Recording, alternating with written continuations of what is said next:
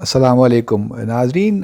G20 summit हो रही है सऊदी अरब में इस महीने की 21-22 तारीख को।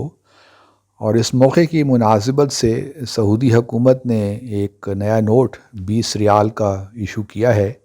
और उसके पीछे हिस्से में उन्होंने दुनिया का नक्शा बनाया है और जो G20 के ममालिक हैं उनको डार्क करके दिखाया गया है। और उसमें जम्मू और कश्मीर चूँकि डिस्प्यूटेड टेरिटरी है तो उसको ना तो पाकिस्तान का हिस्सा दिखाया गया और ना ही भारत का। लेकिन यहाँ पाकिस्तान में न जाने कौन ऐसे लोग हैं, मैं जानता तो हूँ कौन लोग हैं, लेकिन हमारी हुकूमत में भी कुछ लोग ऐसे हैं जो वाकई चाहते हैं कि पाकिस्तान और सऊदी अरब के ताल्लुकात ख़राब हों।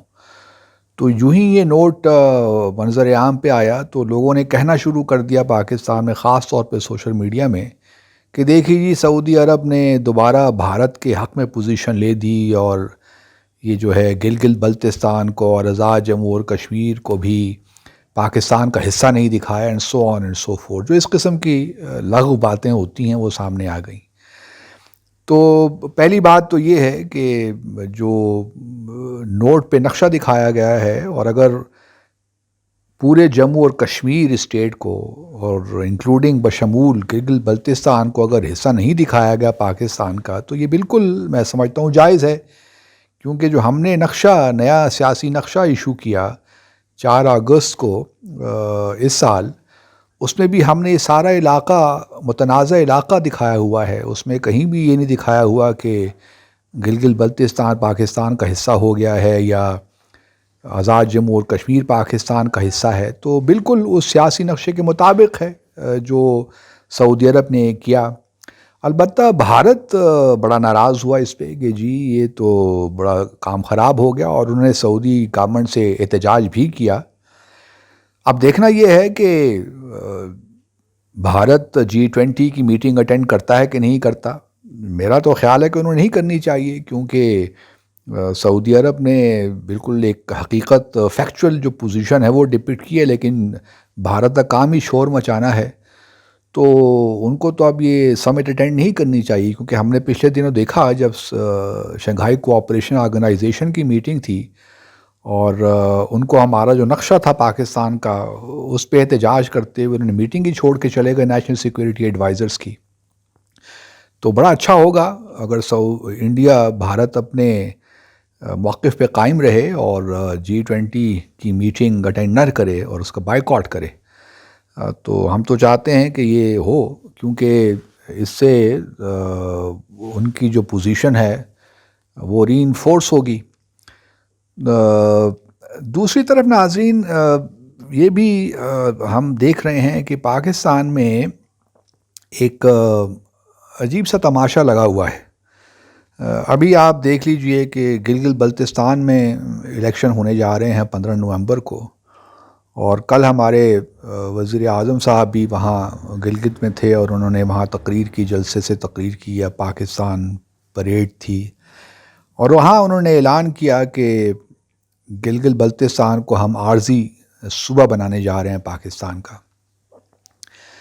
इस पे हम पहले भी बहुत दफ़ा बात कर चुके हैं, लेकिन ये अब लगता है कि हुकूमत ने फ़ैसला कर लिया है। मैंने भी अपनी पिछली एक वीडियो में कहा था कि गो के टाइमिंग ठीक नहीं है। भारत ने एक गैर कानूनी इक़दाम लिया और पिछले साल, तो पाकिस्तान को कोई जल्दी नहीं करनी चाहिए। अब हमारा सारा फोकस जो भारत ने किया उस पे रहना चाहिए। गो कि ये इक़दाम अगर इसको आर्जी प्रोविंस बनाते हैं तो इससे हमारी प्रिंसिपल पोजीशन पे कोई फ़र्क नहीं पड़ता, लेकिन बहरहाल कुछ ना कुछ तवज्जो तो आएगी। भारत ने पहले ही वज़ीर आज़म की जो तकरीर थी कल, उसको लेकर उस पर अपना एक कमेंट दिया है कि ये इलीगल है, ये गिलगित बल्तिस्तान तो हमारा हिस्सा है, पाकिस्तान का कोई इख्तियार नहीं है कि वो इसको अपना आर्जी सूबा भी बनाए। तो एक कंट्रोवर्सी जो है उसमें एक हम इजाफ़ा करेंगे इन द सेंस के सारी तवज्जो इस तरफ आ जाएगी। हमारा फोकस तो होना चाहिए था इस वक्त जम्मू और कश्मीर का मामला। جو بھارت نے اقدامات لیے اس کی طرف ہونا چاہیے تھا. لیکن اب کیا کیا جائے کہ گلگت بلتستان کی جو انتخابی جو پالیٹکس ہے اس میں گلگت بلتستان بھی اب ہے، اور دوسری طرف تو پیپلز پارٹی کا جو منشور ہے وہ تو یہاں تک کہتا ہے کہ ہم اس کو صوبائی بنا دیں گے، عارضی کیا. تو وہ تو ایک اور قدم آگے چلے گئے، لیکن ان کو معلوم ہے کہ انہوں نے سینٹرل گورنمنٹ میں تو فی الحال نہیں آنا، تو وہ اس قسم کی پوزیشن لے سکتے ہیں کہ گلگت بلتستان کے لوگوں کو خوش کرنے کے لیے کہ جی ہم اس کو صوبہ بنائیں گے. اب ان کی حکومت وفاق میں آتی ہے نہیں آتی، اللہ نوز، ابھی تو فی الحال کوئی چانسز نہیں لگ رہے. تو بلاول زرداری صاحب کوئی پوزیشن بھی لے سکتے ہیں گلگت بلتستان کے کانٹیکسٹ میں، تو ان کے پاس تو لیوے ہے. لیکن عمران خان صاحب کے پاس، پرائم منسٹر صاحب کے پاس بہرحال انہوں نے احتیاط کی ہے، اور پہلے چونکہ فیلرز یہ چھوڑے جا رہے تھے کہ ہم اس کو مستقل طور پہ صوبہ بنا دیں گے پاکستان کا، تو وہ بہرحال اقدام غلط تھا، اور اس کو میں نے بھی اپوز کیا تھا. گو کہ گلگت بلتستان کے گریونسز ہیں اور اس میں کوئی شک نہیں ہے، لیکن جو ان کا امپاورمنٹ اور سیلف گورننس کا جو ایکٹ ہے 2009 کا، اگر اسی پہ ہی عمل کریں ناظرین تو بہت سی ان کی گریونسز دور ہو سکتی ہیں. اصل مسئلہ تو اکنامک ڈیولپمنٹ کا ہے، اور اس کے لیے ضروری نہیں ہے کہ ہم اس کو صوبہ بنائیں. ابھی بھی جو سیٹ اپ وہاں پہ ہے وہ that is good enough in my view, provided کہ they are given enough funds. اب فنڈس کا جہاں تک معاملہ ہے، پاکستان کا ہم جانتے ہیں کہ کوئی بھی صوبہ خوش نہیں ہے، سارے ہی کہتے ہیں کہ ہمیں فنڈس کی کمی ہے. تو یہ مطالبات اپنی جگہ پہ، لیکن اس وقت بہرحال ہمیں اب اس کے لیے بھی ایک آپ کو کانسٹیٹیوشن میں ایک امینڈمنٹ چاہیے ہوگی. اب دیکھتے ہیں کہ کس طرح جو ہماری پارٹیز ہیں وہ کس طرح ریئیکٹ کرتی ہیں اس ساری سچویشن کو. پہلے تو یہ ہے کہ جو بل پیش ہوگا پارلیمنٹ میں اس کی نوعیت کیا ہوگی، کب اور کیسے ہوتا ہے، اور یقیناً یہ تو 15 نومبر کے انتخابات کے بعد ہی ہوگا. اگر پی ٹی آئی وہاں سے ہار جاتی ہے، پیپلز پارٹی جیت جاتی ہے، کہتے یہی ہیں کہ اوپینین پولز تو یہی شو کر رہے ہیں کہ پیپلز پارٹی میں ٹیک دا لیڈ. لیکن اگر پیپلز پارٹی جیت جاتی ہے اور پی ٹی آئی کو وہاں اس طرح فتح نہیں حاصل ہوتی تو شاید پھر تھوڑا سا جذبہ کم ہو جائے حکومت کا اور وہ اس معاملے کو پینڈ کر دیں. لیکن میرے نقطہ نظر سے یہ بات اہمیت کی حامل ہے کہ جو تھوڑا بہت کنسنسس گلگت بلتستان کے حوالے سے موجود ہے اس کو برقرار رکھنا چاہیے. اس میں جو کشمیر کے ایشو کے تنازع کے کانٹیکسٹ میں جو معاملات ہیں اس میں دراڑ نہیں پڑنی چاہیے. گو کہ میں ابھی بھی یہ سمجھتا ہوں کہ ٹائمنگ ٹھیک نہیں ہے، ہمیں اس وقت جو فوکس ہے سارا بھارت کی طرف رکھنا ہے، لیکن ہم اٹینشن اپنی طرف اس وقت لینا چاہ رہے ہیں سمہاؤ، اور لے رہے ہیں فار دس اسٹیپ. تو ہمیں بحیثیت قوم سوچنا ہے کہ ہم کس طرف جانا چاہتے ہیں.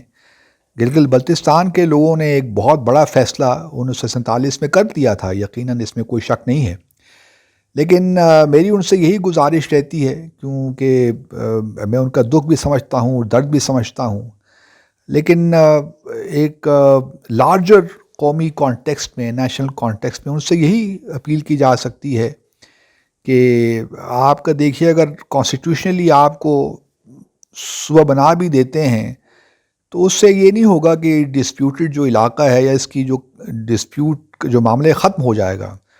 ڈسپیوٹ کا حصہ تو آپ پھر بھی رہیں گے، کیونکہ یو این کی ریزولوشنز آپ دیکھ لیجئے، اور پھر ہمارے اپنے بھی جو قوانین ہیں کانسٹیٹیوشن میں کہیں ذکر نہیں ہے، کانسٹیٹیوشن میں تبدیلیاں بہرحال کرنی پڑیں گی. تو کافی کمپلیکس ایشو ہے، تو اس کو اس طرح حل نہیں کیا جا سکتا کہ طرفہ طور پہ. اگر ہم وہی کام کریں گے جو بھارت نے کیا ہے تو پھر تو یہ جموں اور کشمیر کا مسئلہ ختم ہی ہو گیا.